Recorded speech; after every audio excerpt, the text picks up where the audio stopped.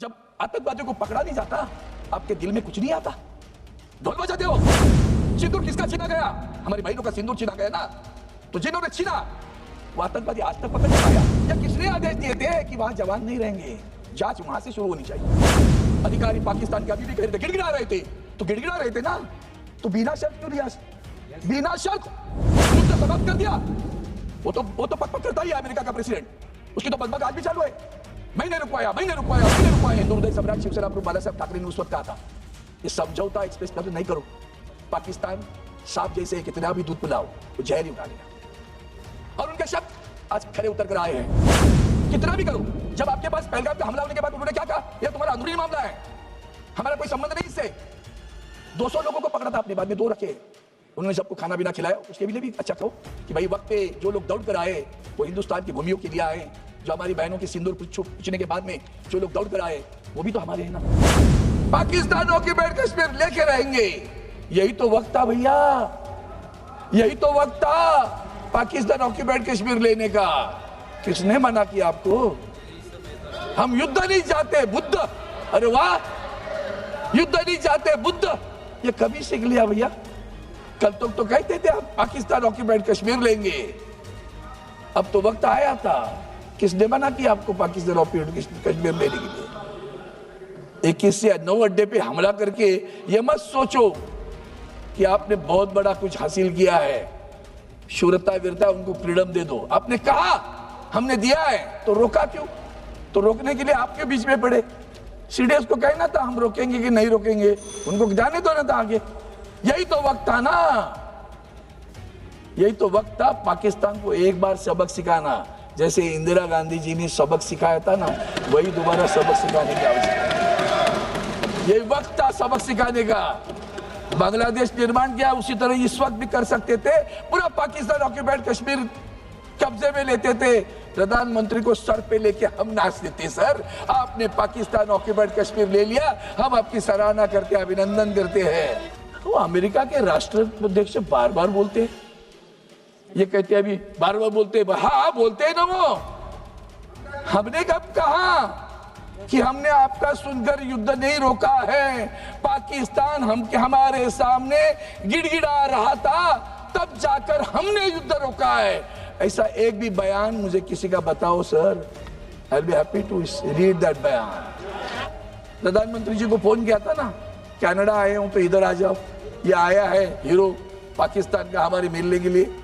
अरे वाह, अरे वाह। ये ट्रंप की जो आदतें दिख रही है ना, पूरा विश्व भी दिख रहा है। पाकिस्तान के खिलाफ कोई नहीं बोलता। हमीद अंसारी को बुला लिया ट्रंप ने। कनाडा में भी आपको नहीं बुलाया था, ये मत भूलना। G7 में भी आपको नहीं बुलाया, बाद में मेहमान करके बुलाया।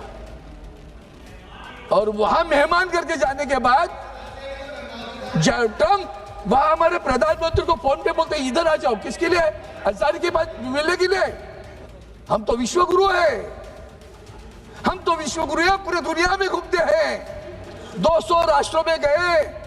लेकिन माननीय प्रधानमंत्री जी, आपके साथ पूरे विश्व में एक राष्ट्र भी नहीं खड़ा रहा। फिर हम आपका भी ढोल बजाते बैठेंगे क्या? हम ढोल हमारा सेना का बजाएंगे, आपका नहीं बजाएंगे, इतना ध्यान में रखना। ढोल हम सेना का बजाएंगे। आपकी क्या उसमें शूरता वीरता थी? अगर आपने फ्रीडम दिया था, तो फ्रीडम देने के बाद में वो तुम्हारे जो डिफेंस के अधिकारी पाकिस्तान के अभी भी कह रहे थे, गिड़गिड़ा रहे थे, तो गिड़गिड़ा रहे थे ना, तो बिना शर्त क्यों लिया? बिना शर्त युद्ध समाप्त कर दिया। वो तो पक करता ही है अमेरिका का प्रेसिडेंट, उसकी तो बकबक आज भी चालू है। मैंने रुकवाया। बिना शर्त क्यों किया बंद? बिना शर्त क्यों? अगर वो गिड़गिड़ा रहे थे ना, तो शरणा रहे थे। अगर वो शरणार्थी थे तो शर्तें लगानी चाहिए थी।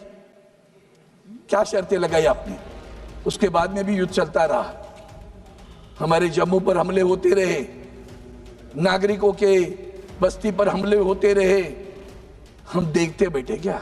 जब आतंकवादियों को पकड़ा नहीं जाता, आपके दिल में कुछ नहीं आता। ढोल बजाते हो। वहां से अमेरिका से आए, पंचायत राज गए, बिहार में जाके राजनीतिक भाषण किया, वो भी अंग्रेजी में। उनका बयान याद करो, आज भी वो कहते हैं, बार बार कहने पे भी अपने जवानों को रास्ते से भेजा। जैश ए अहमद हमला किया, 40 जवान शहीद हुए, आज तक जांच नहीं हुई है, आज तक नहीं पकड़े गए। सिंदूर नाम देते हो, भावनात्मक खेलते हो लोगों से। इन जवानों के लिए हवाई जहाज दे दो, आपने हवाई जहाज नहीं दिया सर। भूलना, पहलगाम के पहले भी कुछ हादसे हुए। हम तो विश्वगुरु है, हम तो विश्वगुरु है, पूरे दुनिया में घूमते हैं, 200 राष्ट्रों में गए, पाकिस्तान के आतंकवाद के बारे में बात करते हैं। आतंकवाद के लिए हम कॉम्प्रोमाइज नहीं करेंगे, नहीं करना चाहिए। सराहना करता हूं, प्रधानमंत्री को धन्यवाद भी देता हूं, लेकिन माननीय प्रधानमंत्री जी, आपके साथ पूरे विश्व में एक राष्ट्र भी नहीं खड़ा रहा।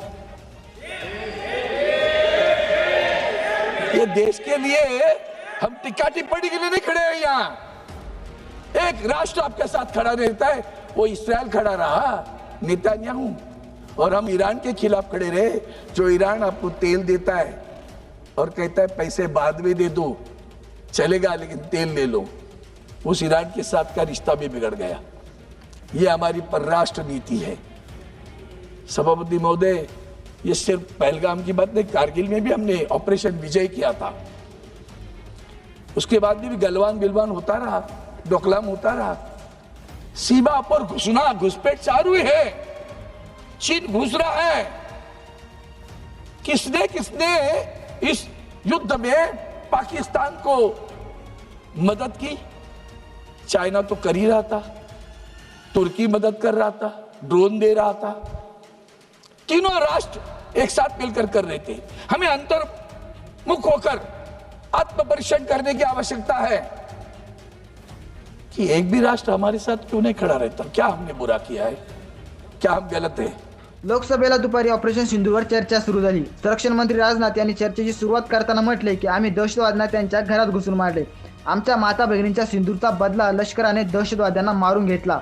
लोकसभेत चर्चा सुरू असताना शिवसेना ठाकरे गटाचे खासदार अरविंद सावंत म्हणाले की ऑपरेशन सुरू असताना संपूर्ण विरोधी पक्षी पंतप्रधान मोदीच्या पाठीशी खंबीरपणे उभा होता। महत्त्वाचे म्हणजे पंतप्रधान मोदी हे देशभर फिरतात, मग पाकिस्तानने भारतावर हल्ला केल्यानंतर एकही देश आपल्यासोबत उभा का राहिला नाही, असा सवाल अरविंद सावंत यांनी विचारला आहे। अरविंद सावंत पुढे असे देखील म्हणाले की ऑपरेशन सिंदूरमध्ये जवानांनी दाखवलेल्या शौर्याचे आम्ही कौतुक केले, परंतु पहलगाम हल्ला झाल्यानंतर ऑपरेशन सिंदूर राबवण्यात आले। खरं तर जम्मू काश्मीरमध्ये काही वर्षांपूर्वी टप्प्याटप्प्यावर सशस्त्र जवान तैनात असायचे, मात्र ही दुर्घटना घडली त्यावेळी सशस्त्र जवान किंवा पोलीस कोणीही नव्हते। पर्यटक तिथे असताना कडक बंदोबस्त का नव्हता, असा प्रश्नही उपस्थित केला। अरविंद सावंत म्हणाले की पुलवामा दुर्घटनेबाबत तत्कालीन राज्यपाल सत्यपाल मलिक यांना मोठे वक्तव्य केले आहे की त्यांनी जवानांना विशेष विमानाची मागणी केली होती, मात्र जवानांना विमान देण्यात आले नाही। तसेच मलिक यांना पंतप्रधानांशी चर्चाही करू दिली नाही। त्यावेळी पंतप्रधान मोदी जिम कार्बेट अभयारण्यात होते। जवानांना रस्त्याने पाठवण्यात आले। दहशतवाद्यांना केलेल्या हल्ल्यात 40 जवान शहीद झाले। त्या हल्ल्या प्रकरणी अद्याप एकही दहशतवाद्याला अटक करण्यात आले नाही। याची तुम्हाला काहीच वाटत नाही का? तुम्ही आता ऑपरेशन सिंदूरचे कौतुक करतात, पंतप्रधान इतर देशात फिरत आहेत, पण ते अजूनही मणिपूर आणि पहलगामला गेलेले नाही। त्यामुळे आम्ही पंतप्रधानांचे कौतुक करणार नाही, आम्ही जवानांच्या शौर्याचे कौतुक करू, असे सावंत यांनी ठणकावून सांगितले। अरविंद सावंत म्हणाले की पाकिस्तानने युद्ध थांबवण्याची विनंती केली असे सांगण्यात येत आहे, पण पाकिस्तानवर काय अटी किंवा शर्ती का लादली? पंतप्रधान मोदी स्वतःला विश्वगुरु म्हणतात, ते जगभर फिरतात, मग हल्ल्यावेळी एकही देश आपल्यासोबत उभा का राहिला नाही याचा विचार करण्याची। तसेच पहलगाम हल्ल्यानंतर आपल्याला तेलाचा पुरवठा करणारे इराणशी आपल्याशी संबंध पूर्वीसारखे राहिले नाही, हे परराष्ट्र धोरणाचे अपयश आहे। महत्त्वाचे म्हणजे त्यानंतर G7 मध्ये पंतप्रधानांना बोलवण्यात आले नाही, याचा विचार करण्याची गरज आहे, असे अरविंद सावंत म्हणाले आहेत।